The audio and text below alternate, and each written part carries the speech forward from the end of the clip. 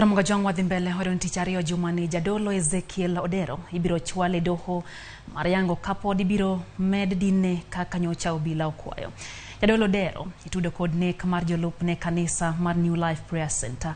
Kata kamano anyuonde medo dok ne kagiwacho ni Odero nohero kanisa aretine. Hali abich nolimo chula Ngodhe e kar chung od bura ma Suba North e County ma Homa Bay kamano luwo nonro mar Jadolo Ezekiel Odero.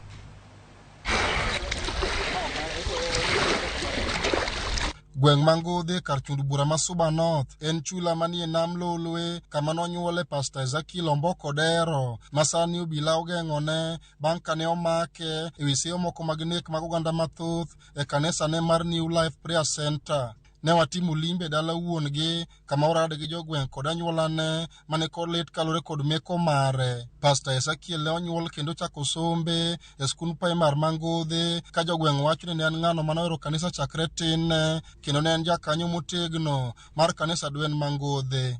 En ng'ama odongo ka kendo ne en church member mar SDA. Osomo Ngodhe SDA Primary School, nyuole gimoro 1978 kumoro kanyo. Osomo ka bang' odhi otimo high school mare. Odhi otimo Chemelil Miwani kone modhi otime.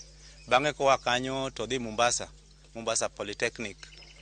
Koro mane odhi otime course mare, but unfortunately gi weche mag pesa Ezekiel nokotieko course neno.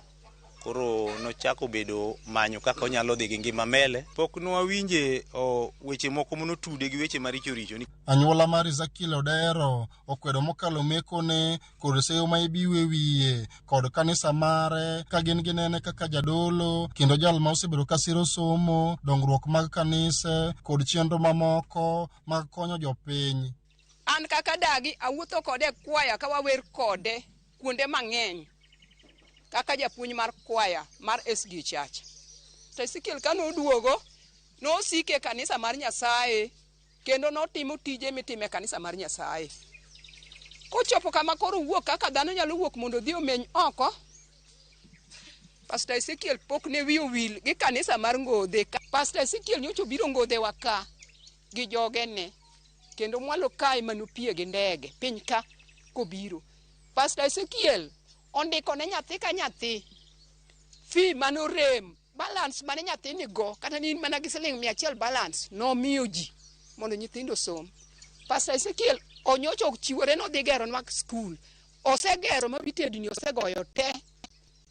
Koro kiwacho weche miwacho go an awinjo ka chunya lit kaka dagi mong'eye monyuole kanene. Nodongo dala ka osomo ka oleme SDA maka koro nyaka nochako dhi Mombasa kuro koro kwa winjo gigo to gin gik mwang'eyo.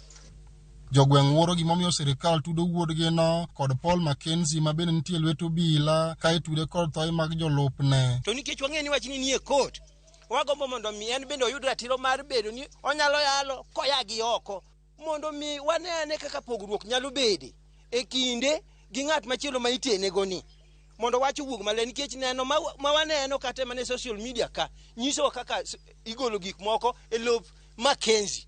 Jomotho pok waneno, joma kawo gi muchari mitero gi pok waneno. En evidences mage midwaro mondo miseki obed thuolo. Giketo geno margi ni Ezekiel Odero biro yudo ratich e doho tich ariyo jumani. Ali Abich, Ramogi TV, Homa Bay. Ramogi